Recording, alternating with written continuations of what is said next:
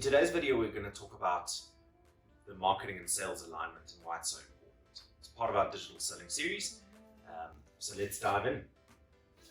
What you're looking at here is a traditional sales funnel.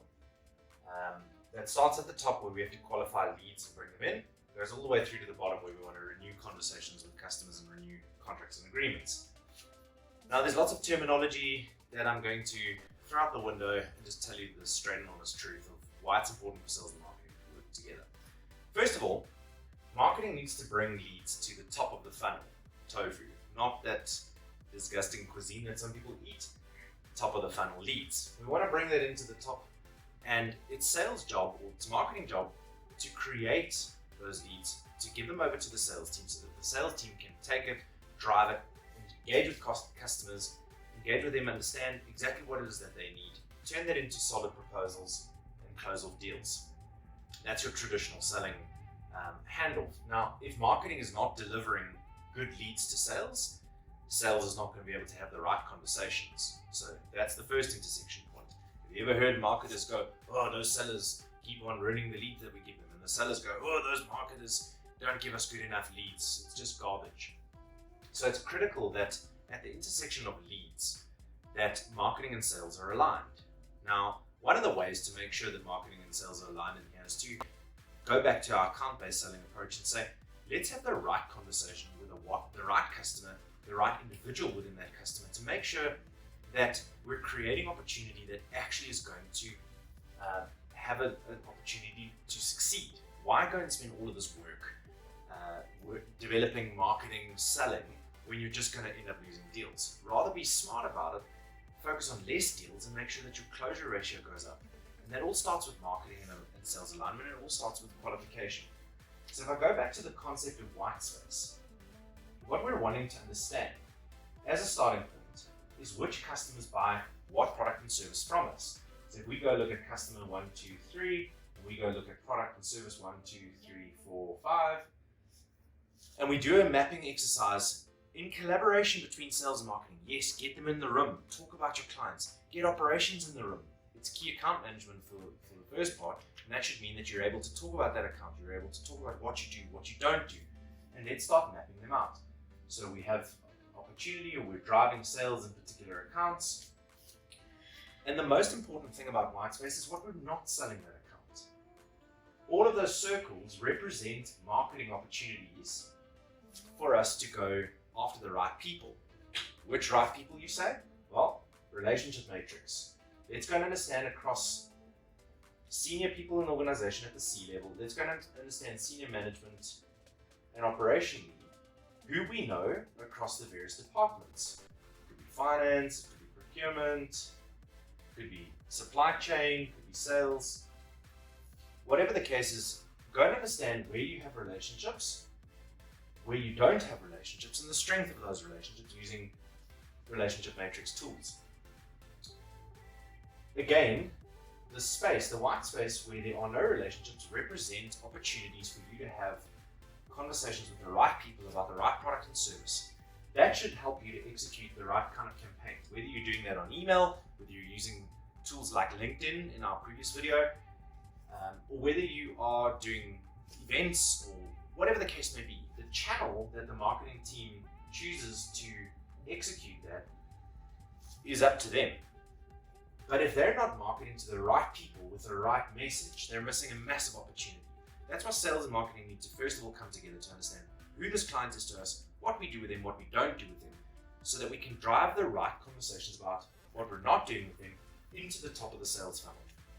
It is then sales as a team's job to take leads, to qualify them, to engage, to work with them, and to give feedback during the middle of the funnel back to marketing. What's working, what's not working. That positioning was a little bit off. We need to take that statement and rather work with the procurement team as opposed to the finance team. You get the point. If sales and marketing are having this conversation all along about what's working, what's not working, who's resonating, we can then say, well, actually that strategy to focus on the sales department is wrong. We actually need to focus on the marketing department, because the marketing person is the one who holds the budget and drives that conversation in that particular organization. So adjust the campaign and bring the leads. If you're not talking between sales and marketing, you're missing that opportunity to see how things are resonating, how they're working. The last little piece is that unless you have a great product or service to start off with, all of this is going to be problematic because nobody wants to buy something that doesn't work. So if your product or service is really strong, that creates the opportunity for referral.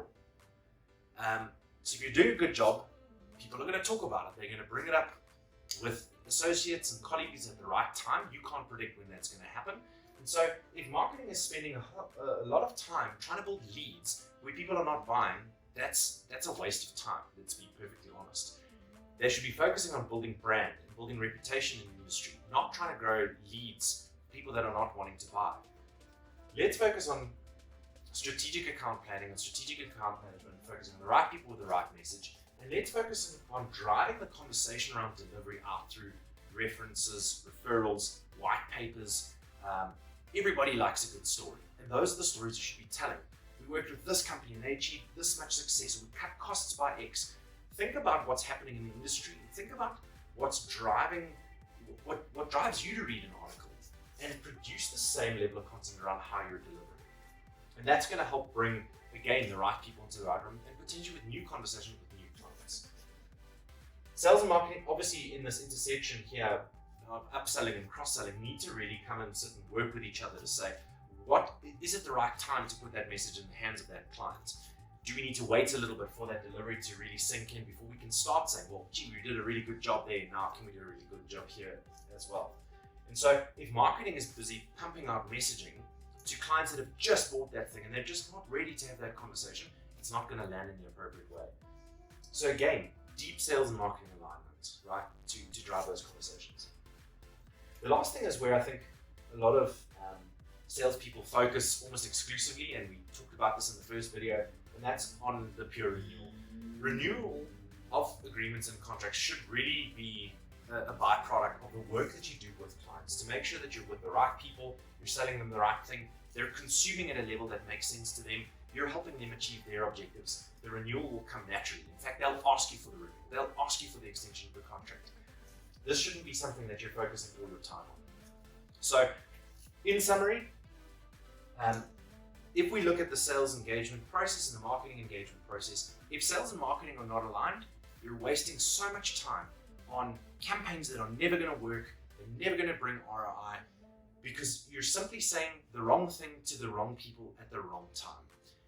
Rather sit and align with sales and marketing, talk to them about what you're doing with those clients, where you've had success before, where you can echo that success from different clients over to new clients, and how you can bring that messaging closely together. And if your targets are unrealistic, go back to your managers, go back to the executives and say, guys, this is what we can do. This is the data. This is what we've sold to which client. This is where we hold relationships. And this is where we need to focus. And this ultimately is what we could do with the client base that we have. And this is potentially where we need to go and get new clients. And that's a different conversation.